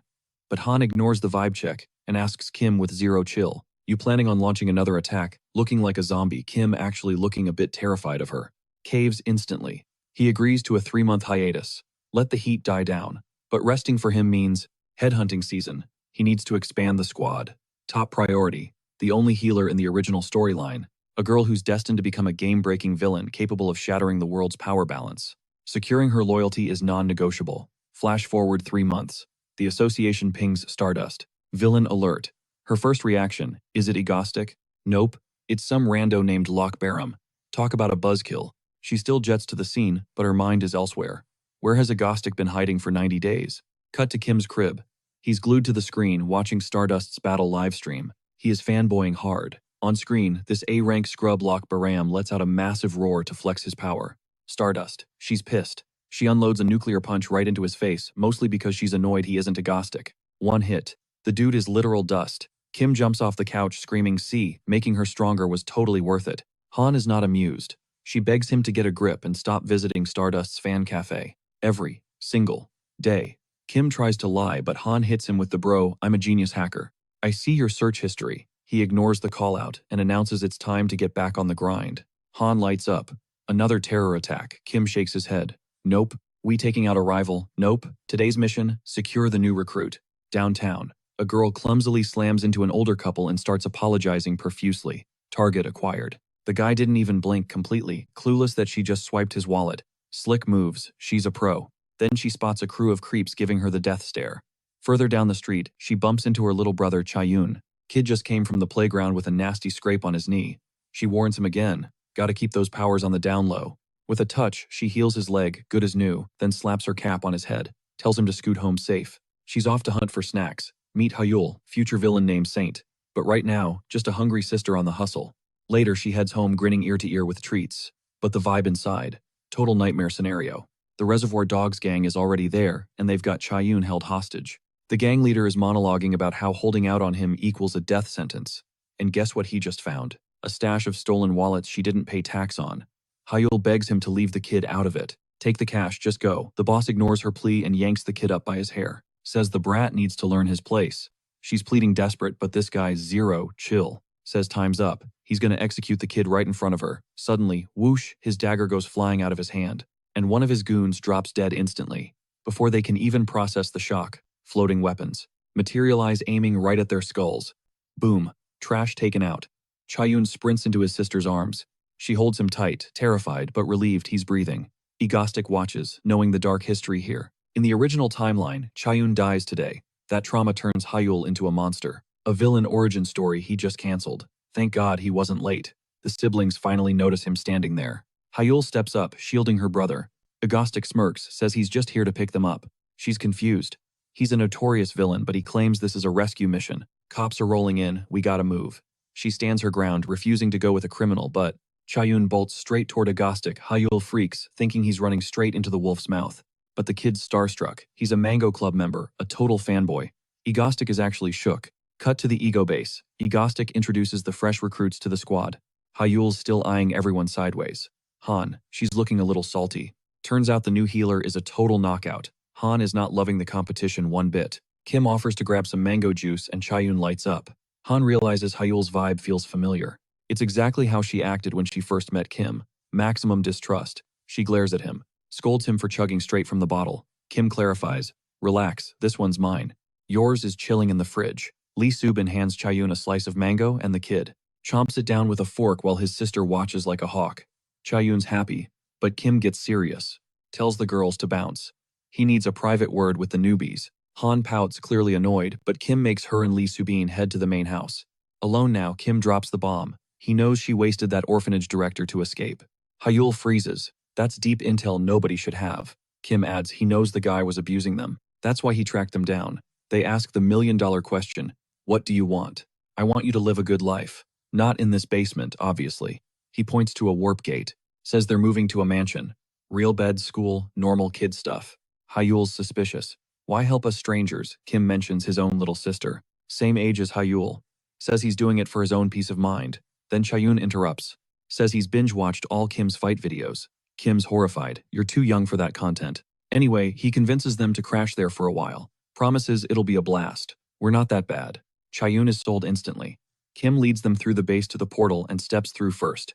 Hyul hesitates, major trust issues flaring, but her brother marches in fearless. She has to follow. Other side, pure luxury. They stepped right into a massive, gorgeous mansion. Kim spreads his arms, welcome home. And the best part, Chayun looks. He calls dibs on the entire third floor. The siblings, they score 2 suite rooms down on the second level. And tuition fees, forget about them. He's absolutely loaded, so school costs are literally zero issue. If she's hesitating, he drops a chill suggestion. Crash here for a few days, vibe check the place, and decide later. Total freedom to bail whenever she wants. That hits Hyul hard as she flashbacks to her brother, barely clinging to life before. But now he's actually glowing. Seeing that smile seals the deal she's in for the trial run. Kim waves off her thanks like it's nothing, but inside, he is throwing a massive party, because he just successfully drafted a healer to the squad. Still, there's this nagging feeling, like he completely forgot something important. Meanwhile, Stardust is doom-scrolling online reading wild theories about Egostic's sudden ghosting act. After being gone for so long, her cheeks flush a subtle pink as she wonders where that guy actually went. Cut to a different scene. A bunch of scientists are hyping up their latest creation. The head researcher drops the timeline. They wrap the project. The second, Dr. Songgu gets out ready to unveil the completed behemoth. And when that beast drops, the whole world bows to the Yanyun group. Unstoppable. The thought has them cackling like full-blown psychopaths. Back at base, Hyul is prepping mushrooms in the kitchen. Lee Subin steps in, telling her to take a break and let her handle the grind. But Hyul insists this actually helps her relax. Subin appreciates the assist, leaving Hyul to her thoughts. Hyul remembers the terrifying moment Egostic captured Subin during an attack. Fast forward 4 months. Since that nightmare, and Subin is living her best life here, completely contradicting the dark, tragic rumors swirling around her fate. But the biggest plot twist, learning Egostic's true identity. Right now, he is roasting Han for napping in the dark basement when they finally have a crib with decent lighting. Hyul realizes if Kim ever gets wrecked in a fight, her healing powers have his back. A couple of days later, Kim clocks that it's time to prep for the Yanin group's black catastrophe. Suddenly, Han barges into his room, demanding they launch an attack on society as soon as possible because she is dying of boredom. Kim vibes with the idea and tells her to rally the troops. Once the squad is assembled, the tension in the room spikes. Hyul breaks the silence, asking the real question. Why do they even do these attacks? Kim is about to drop some deep philosophical monologue, but Han snaps at him to cut the fluff. So Kim keeps it real. We are villains. Hyul looks super uncomfortable with that label, until Han clarifies the golden rule: 0 innocent victims during raids. It's all about engineering moral dilemmas that fit Egostic's brand. Plus, they gotta involve Stardust, who Han absolutely despises, but the chaos has to somehow benefit the hero. Kim gives props to Han for the recap, then pivots to his master plan for this run. He calls this operation, "The Soul Bridge is Down." Here's the scoop: a massive monster is set to spawn right there this winter, marching straight north to flatten the Korean peninsula. But if they stage an attack and drop that bridge first, they trigger a mega splash that wipes out the beast, since water is its kryptonite. It's basically killing 2 birds with 1 stone. Stage a villain attack and take down the actual monster. Han struggles to wrap her head around where the heck he gets this intel. Kim just smirks, trade secret of a pro. Han actually admits the plan is fire, especially since they don't have to deal with that wretched Stardust this time. Kim tells her to quit trashing the hero, then asks if she knows what he has in surplus. Han guesses time, but Kim corrects her: it's money. Cold, hard cash. Cut to the bridge. He's live streaming to the masses, announcing the return of Korea's most stylish villain. He assumes the chat already knows what's about to go down, revealing the Soul Bridge is rigged with explosives. Drivers slam on their brakes the second they realize they're driving on a bomb. And Egostic, flashing a disturbing grin, triggers small charges. Bam, not enough to drop the bridge, just enough to scare them. He announces that today's players are the viewers watching the live stream right now, and the rules are dead simple. Click the link on screen and submit your bank account number. He's wiring 100,000 won to everyone who signs up. But here's the catch. If the clock hits 7 p.m. and there are more than 500,000 people who took the bait, he blows that bridge into a million pieces, taking everyone on it down with him. It's the ultimate social experiment: take the 100,000 won, or keep the bridge standing and save those lives. The game starts now. By the way, he totally DM'd Stardust to stay home and chill, no need for her to crash the party. He figured she'd be vibing, probably relieved this crazy villain was finally leaving her alone for a minute. But nope, she pulls up at the scene at Mach speed, and seeing her arrive that early, it shook him so bad he nearly fumbled the detonator. Stardust just stood there watching him with an eerie patience Egostic had never seen before. The tension was suffocating. Her glare intensified, practically screaming, "Get lost," without saying a single word, which totally threw him off. He hadn't felt pressure this heavy anywhere else in the city. Cut to an office scene. Someone shows their boss the breaking news. Egostic is wiring 100,000 won to anyone who drops their bank info on the link. Here's the catch: if over 500,000 people take the bait, the bridge goes boom. The boss is like, no sane person would click that. Then the employee drops a bomb. "I just got the cash." The boss starts chewing him out for being reckless, and the guy's apologizing profusely until the plot twist hits. The boss admits, "Yeah, I took the free money too." Jump cut to a mom getting a call from her son asking for her bank details as soon as possible. Minutes later, she's shocked he sent her allowance money. Yup, exactly 100,000 won, straight from the villain's wallet. Back on the bridge, Egostic is shivering, but it's not just the freezing wind. It's Stardust's laser focus. Her stare is freezing him to the bone. He's trying to figure out why she's so intense. Maybe she has some trauma tied to this bridge. He never expected her to be this furious. Honestly, he's starting to feel kind of guilty. Then he remembers that sound of rushing wind isn't weather. It's a black catastrophe skill, something she's not ready to handle yet. In the original canon, this was the dark turn. The first major disaster that signaled the story was shifting from standard hero tropes to something much grittier. Time to check the scoreboard. He checks the numbers. 450,000 people have already grabbed the cash. With 3 hours still on the clock, people in this world are seriously trash, he thinks. Looks like he's gonna win without lifting a finger. He flips the stream back on, acting all shocked that people actually took the bribe. In case you forgot, he taunts, "There are real human beings standing on this bridge right now." He decides to showcase a potential victim of their collective greed. He points the camera at a car and asks the passenger to say hi. The dude, Mr. Choi, introduces himself with zero fear, totally confusing Egostic. Egostic is baffled because the guy isn't sweating it at all. Why are you so chill when you're about to explode? Mr. Choi just starts laughing, saying there's absolutely no reason to panic. It's simple, he says. All people have to do is not take the money and we're safe. Easy. His pure blind faith actually stuns Egostic. Meanwhile, everyone in the chat who took the cash is feeling major guilt. Egostic tells the audience, look at this guy. He actually believes in the moral backbone of South Korea. He asks for any final words, and Mr. Choi screams, I trust you guys. Stardust is watching from afar, trying to decode Egostic's game plan. He moves to the next car, praying for a normal breakdown this time. But when he taps the glass, he gets hit with fangirl screams. The kids inside are losing their minds seeing the coolest villain in real life. Totally not the vibe he was going for. After an awkward minute, he tries to bail, but a little girl stops him to ask for an autograph. Egostic is so confused he actually signs it. The chat goes wild. Suddenly he's the nice guy. Then the girl drops a bombshell. She thanks him because her dad claimed the 100,000 won too. It's the most surreal moment ever. Night falls and it's showtime. He commands all cameras on him. Dramatic pause. Time to reveal the fate of the Seoul Bridge. He flashes the final count. 1,250,000 people took the bait. A number that destroys. The 500,000 limit. The kids in the car stop smiling. This just got real. Egostic looks into the lens. You greedy, selfish people. Enjoy your final fireworks display. Boom. The charges detonate. Stardust freezes. She didn't think he'd actually pull the trigger. Egostic signs off, ending the stream as the bridge erupts in flames behind him. The chat instantly turns on the people who took the cash. Meanwhile, Egostic is exhausted from levitating so long. He hangs back watching Stardust launch herself into the fire to save the day. Egotistic pushed his speed to the absolute limit to catch that plummeting car, but the math wasn't mathing. He was too far out to grab it physically. He had zero choice but to boost her with his telekinesis. Both of them strained every muscle fighting gravity with everything they had. That invisible assist gave her just enough edge to snag the bumper of the sleek black sedan before it hit the water. Two cars secured zero casualties, but the stunt completely drained Egotistic's monotank, sending him crashing into the debris like a ragdoll. Running on fumes, he managed one last warp back to Ego Base. Han and Lee Subin scrambled to his side, panic written all over their faces. The damage. Catastrophic. The girls hovered over him for hours, practically begging the universe to let him open his eyes. Even the high-tech recovery pod was struggling to keep up with his injuries. Standing in the shadows, Hyul listened to the chaos. Hearing the raw fear in their voices, it actually struck a chord in her frozen heart.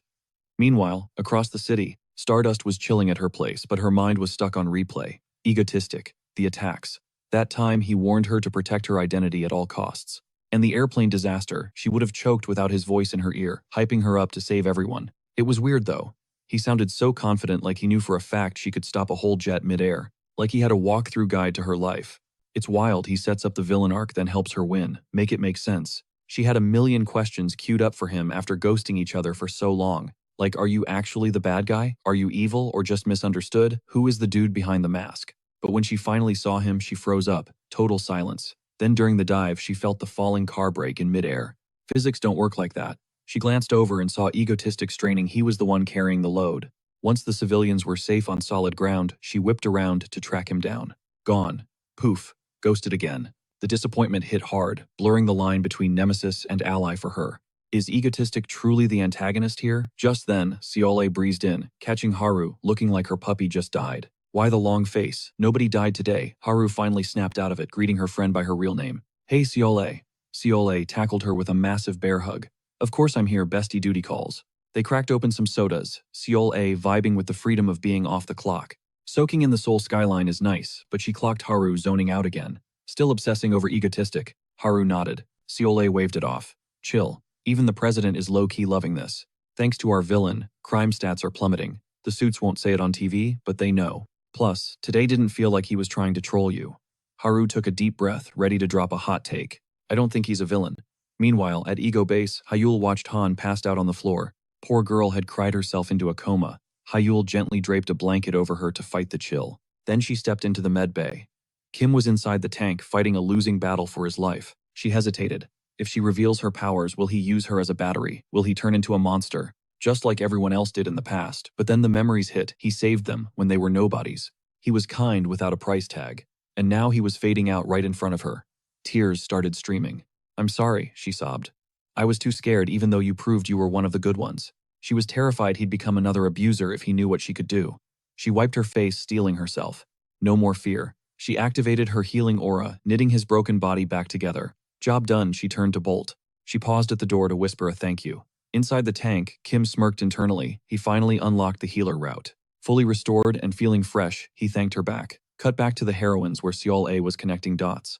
Okay, it is sus that nobody ever dies during his rampages, she admitted. And there was that burner phone call, back on the plane. And today, he straight up assisted you with the car rescue. Haru's eyes lit up. Exactly, but Seol A killed the vibe immediately.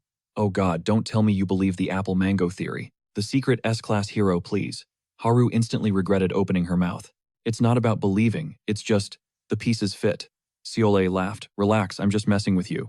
But seeing Haru's dead serious face, Sol A dropped the act. Okay, fine. Egotistic moves differently. His chaos is too organized, calculated.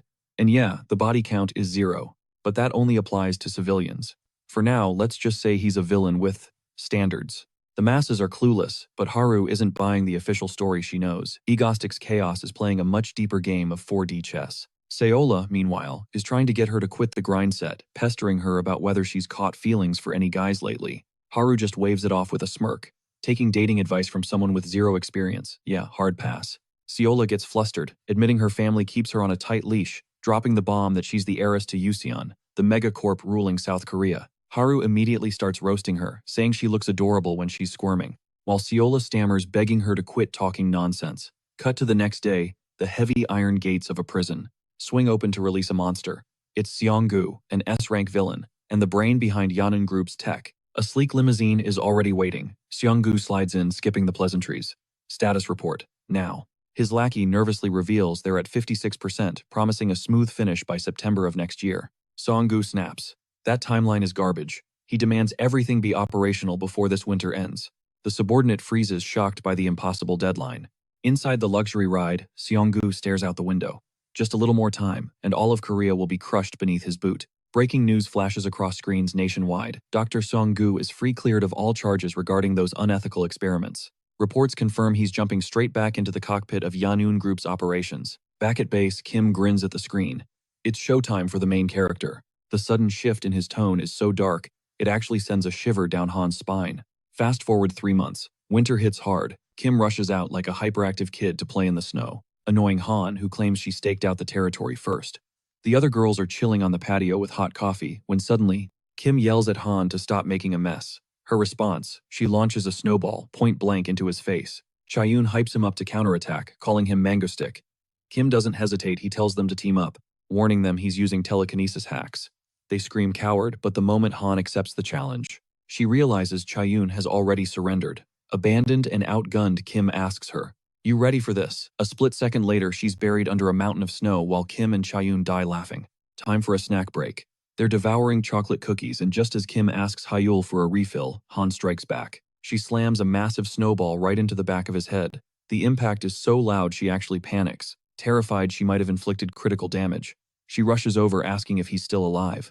Hyul walks in with the cookies only to find Kim cracking up. He immediately starts teasing Han, mocking her for actually caring about a villain. Han turns beet red because he's right, but she hides her embarrassment by grabbing a huge chunk of ice and winding up for another throw. Kim realizes he's in danger and sprints away before she can knock him out. Narrative check. The last 3 months have been a vacation. Kim considered triggering an incident, but decided against it. Stardust is already overpowered, reaching her Year 3 strength way ahead of schedule. Hyul is glowing differently now. It looks like she's finally lowered her emotional walls. But public opinion on Egostic absolute trash.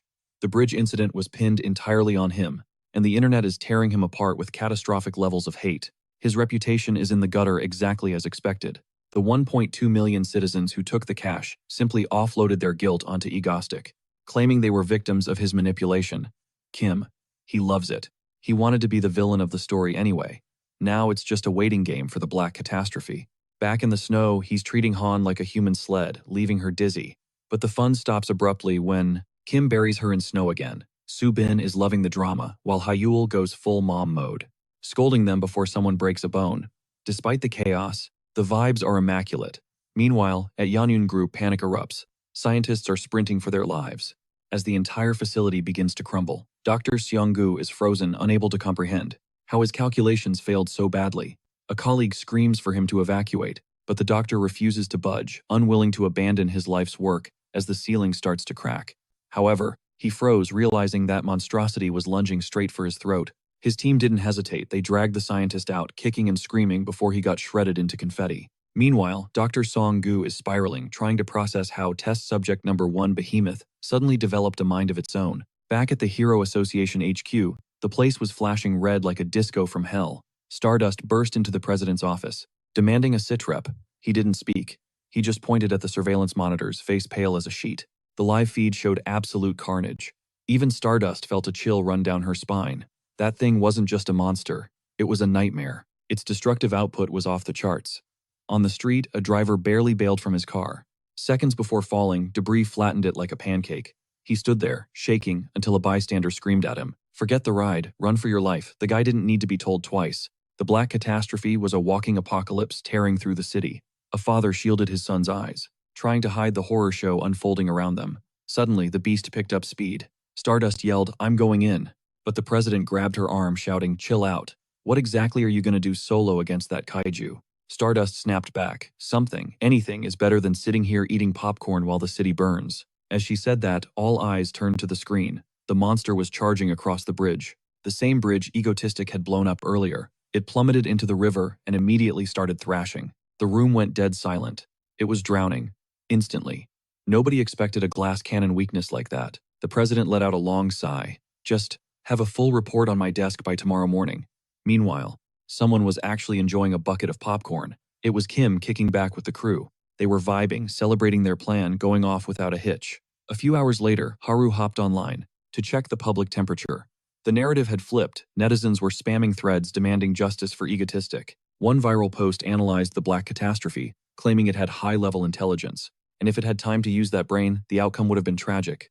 Even if 2 or 3 S-class heroes teamed up, their odds of winning were sketchy at best. If that thing had evolved, it would have realized water was its kryptonite and avoided the river entirely. Basically, it could have soloed every hero in Korea. So, conclusion, all hail King Egotistic. Haru couldn't believe the irony, but facts were facts. If Egotistic hadn't wrecked that bridge in Seoul, there wouldn't be a hero alive capable of stopping that beast. She went for a jog to clear her head, wrestling with her moral compass. He's the villain, she's the hero. But deep down, she knew if he needed protection, she'd throw hands for him. Then, breaking news dropped. Yanun Group was exposed as the creator of the Black Catastrophe. Public outrage exploded. But when authorities raided their HQ empty, the entire corporation vanished into thin air overnight. CEO Seong-gu and his lead scientists gone without a trace. The squad watched the report in silence, the gravity of the situation sinking in. Hyul shrugged, "Karma's a witch. Hope they all get wiped out." But the other girls were seeing red. They wanted to hunt these fugitives down and end their bloodlines. Kim laughed. "Ladies, relax. Those rats will crawl out of their holes soon enough. More importantly, who's hungry? Let's eat before the strategy meeting." Han rolled her eyes. He's always scheming something. Suddenly the girls gasped. As Kim slapped a map on the table, the Yanyun Underground Laboratory. Han glared. "Is there something down there we should worry about?" Kim grinned and circled floor B9. "Only the jackpot," he said. "Meet the real behemoth, Yanyun's ultimate weapon." He explained it was designed to be an army of god killers with miracle bodies, capable of nullifying the Night Lord's powers and tanking a literal nuke. The black catastrophe outside, just a buggy prototype. The finished version is world-ending level. He paused, noticing the room's vibe shift to pure horror. Especially Han, who looked sick. "Does this mean I have to destroy my body again?" Assuming getting a fist through the gut feels fantastic, Han asks if he's actually trolling him. But Kim claps back with the excuse that he's chasing a major power-up. Han's not having it. He'd rather Kim settle for catching these hands, instead of throwing himself at a literal monster army.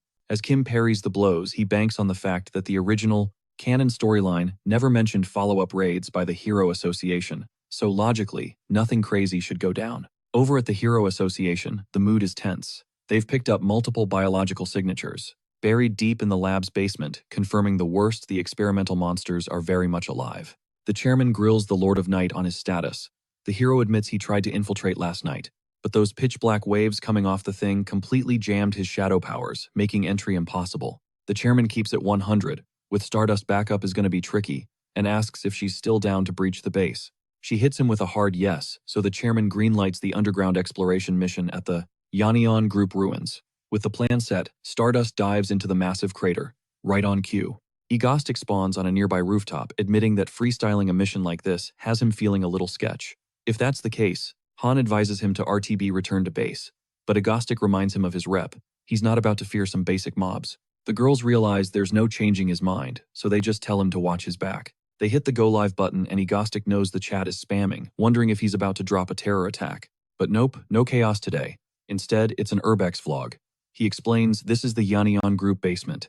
Ground zero for the Black Catastrophe. The million-dollar question, what the hell were they cooking down here? Unable to resist the mystery, he decides they're all gonna find out the answer together. Back at Hero HQ, they clock his presence instantly.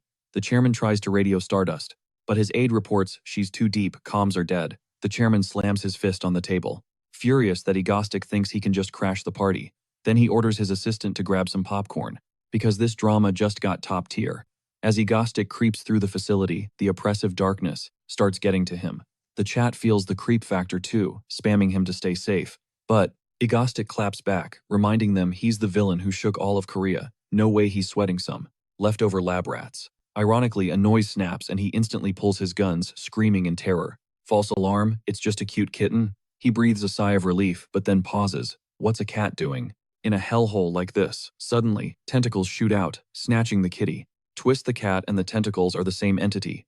Egostic spins around just as the feline morphs into a nightmarish abomination. The beast unhinges its jaw to swallow him whole, and Egostic in full panic mode opens fire, dumping his entire arsenal with telekinesis. The echo of gunfire reaches Stardust, who instantly locks onto the source of the noise. Meanwhile, Egostic flashes back to Han's warnings, realizing he definitely should have listened. The whole power-up idea feels idiotic now. He should have stayed home, grinding his telekinesis skills. But with the beast hot on his tail, it's too late for regrets. He's in too deep now. He has to locate Behemoth no matter what, and then get the heck out. Fear makes him clumsy, and he slips down a flight of stairs watching the monster close the gap.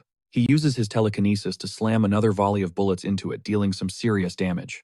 But his real target was the ceiling. The plan works perfectly. He teleports away at the exact second, burying the monster under tons of rubble. Catching his breath, he wonders just how deep this place goes. Feeling guilty about ditching the camera and his guns, he tries to radio Han, only to find the signal is dead. Now the fear is really setting in. Suddenly, his instincts scream danger, so he drops low, barely dodging a massive surprise attack. It's Stardust in the flesh. She sensed something weirdly familiar.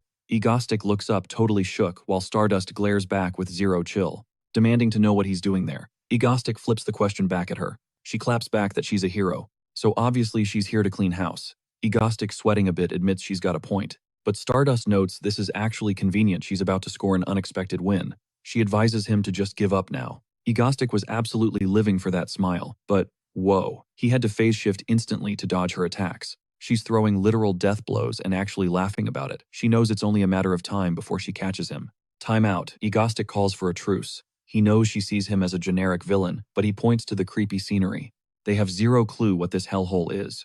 He proposes a temporary team-up until they hit the bottom floor. Stardust hits him with the interrogation. Why are you even here? His vibe, pure intellectual curiosity. He explains the Yannion Group created the Black Catastrophe, so he figured they cooked up some other nightmares down here. Stardust flashes a grin and accepts the deal. Honestly, soloing endless waves of monsters was getting exhausting. She needs a sidekick or a distraction. Egostic plays it cool, but internally, he is absolutely losing his mind. He threw that alliance offer out blindly. Now he's wondering, what is going on? Why did she agree so fast? But check her point of view. She knows she can't nab him with brute force right now. He's too slippery. Better to keep her enemies close.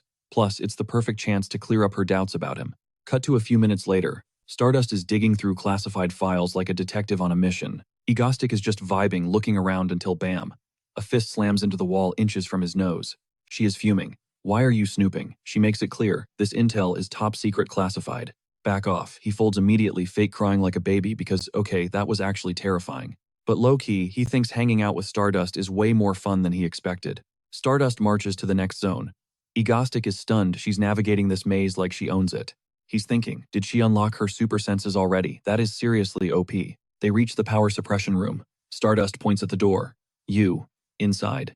He tries to say no, sees her fist, and decides getting beaten to a pulp isn't on the agenda. In he goes. Inside, he tosses his fedora to the floor. He tries to float it back up with telekinesis. Nothing. The hat stays on the floor. Teleportation glitched out. He's completely powerless.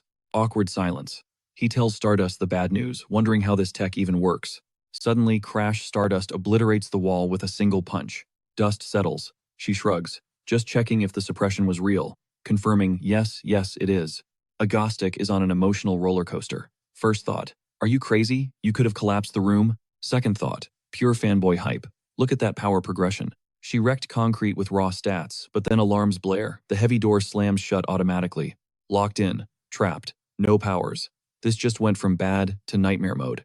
And it's not just a hero and a villain trapped. It's a man and a woman all alone in the She starts pounding on the walls. Agostic cuts in. Stop, it's useless. He points up. A digital timer.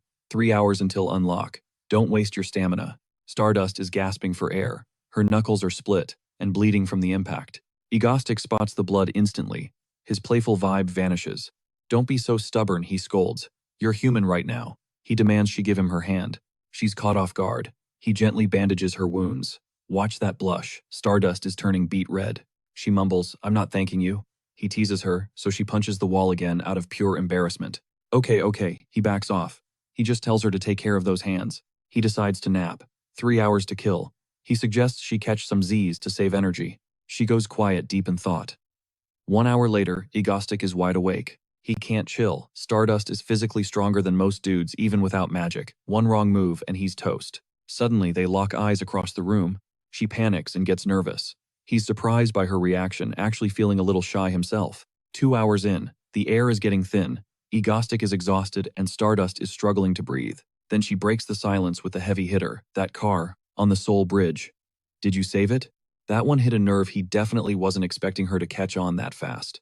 She doubled down on the question, sending Agostic into full panic mode. He started stammering, insisting that no way villains simply don't have those kinds of morals. But then, Stardust pressed harder, demanding to know the real reason he ordered the rescue of those people on the plane, making him sweat bullets. He desperately reiterated that he only did it to maintain his villainous reputation, nothing else. He claimed that a hero like her completes his existence, so he sees nothing wrong with demanding the hero do her job.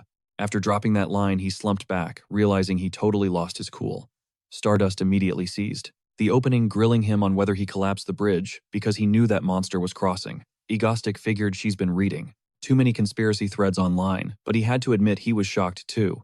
It was pure dumb luck. She just stared at him, drilling holes into his soul, leaving him wondering if she was testing him, or if he was missing something crucial. Then it clicked: the bridge, the plane, the black catastrophe incident. She's not reading Reddit theories. She's genuinely connecting the dots, and starting to doubt he's actually a bad guy. Her hero instincts are screaming that something is off after all their interactions, and she's trusting that gut feeling. He knew a weak excuse would only dig his grave deeper, so he pulled the ripcord, bursting into unhinged, maniacal laughter, which clearly threw Stardust off balance. Agostic ramped up the cackle, lying through his teeth that yes, he knew the monster was coming all along. And now he wants to see her next move, figuring this classic comic book rhetoric is his best defense. Stardust asked if he has some kind of superpower to predict the future, and he scoffed, claiming it was all thanks to his elite hacking skills. I mean, he treats Soul's cybergrid like a playground, so digging up dirt on the Yanun group is child's play. Still, Stardust wasn't buying it completely, questioning why a villain is so obsessed with preventing civilian casualties. Agostic played the narcissist card, saying he hates having his spotlight stolen, he does it for the clout. If it weren't for his ego, he wouldn't care if civilians got wiped out. Stardust went dead silent, and Agostic asked if that finally cleared up his villain status. Instead of answering, she stood up and gave him a stare so serious it could freeze hell over. Holding it for several long seconds without saying a word, the silence was absolutely terrifying for Agostic. Finally, she just ordered him to move. The lock's timer is ticking down with only 10 seconds left. And the second it hit 0, Stardust stepped up and absolutely obliterated the door with a punch so massive it made Agostic jump. With the path clear, they pushed deeper into the facility, where Agostic spotted a terminal flashing data on a Mantis model teleporter. The warnings were clear, because this thing can teleport and escape. Level A security is mandatory 24/7. Plus, the subject loves attacking from the rear, so they need to stay on high alert. Next, they rolled up to the containment unit for Behemoth Prototype 0. But that massive capsule was shattered from the inside. This is exactly where the black catastrophe broke out. With the cage empty, Agostic called it a day, figuring the exploration was over since there was nothing left to see. But Stardust stopped him cold. If this was just a prototype, the real deal had to be stashed somewhere else. A deduction that stunned Agostic. Her intuition is terrifyingly sharp. Trying to deflect, he recommended, They checked the left corridor, but Stardust ignored him and marched right, declaring that was the path, sending Egostic's anxiety through the roof. Sure enough, they walked right up to the original Behemoth's capsule, though the control panel was fried, so Stardust wandered off to check other terminals. Egostic stood there in disbelief. She really just left him alone, with a weapon of mass destruction, after he insisted he was a villain. He couldn't wrap his head around why she was so chill, dropping her guard like it was nothing. And honestly, that hurt his villainous pride. Talk is cheap, so he decided to show her, proceeding to jack into the Behemoth's system. A furious Stardust whipped around, demanding to know what he was doing, and Egostic smirked. Isn't it obvious? He made it clear, this is a betrayal. Stardust looked ready to explode.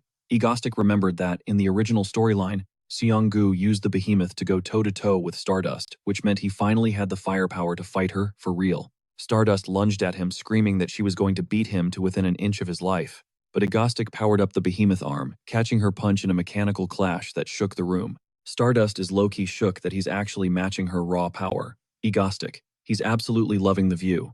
They dive back in, throwing hands in a brutal close-quarters brawl. They're wrecking everything in their path, but Stardust can't even land a scratch on him. Egostic just laughs, hitting her with that signature mocking tone. Yo, chill out before you bring the whole roof down on us, he teases. Stardust snaps back, demanding he stop the dirty tricks and fight fair. But Egostic shuts that down real quick. He makes it crystal clear. Fair, honey, I'm a villain. We don't do fair. It's literally in the job description. Fueled by pure grit, Stardust lunges to lock him down, resulting in another earth-shattering clash of fists that shakes the room. Egostic grins. Now that's how a villain acts, but the vibe shifts instantly. He spots the Mantis teleporter materializing right behind her blind spot. The beast is moving way too fast. Egostic does the math in a split second. He can't teleport both of them out before the strike lands. Stardust is milliseconds away from being sliced and diced, so he makes a crazy move, warping right behind her to use his own body as a human shield. He takes the slash meant for her. Then, ignoring the pain, he obliterates the creature with one massive, powered-up haymaker, turning it into confetti instantly. Stardust is confused, asking, what just happened? But Egostic just coughs up a concerning amount of blood and smirks. Now you owe me one. Poof. He vanishes. Meanwhile, back at Egomania HQ, Han is fuming. Kim's still ghosting them, totally ignoring the people waiting for him at home. But then thud. A noise from the living room. Her face lights up. That means he finally dragged his butt back to base.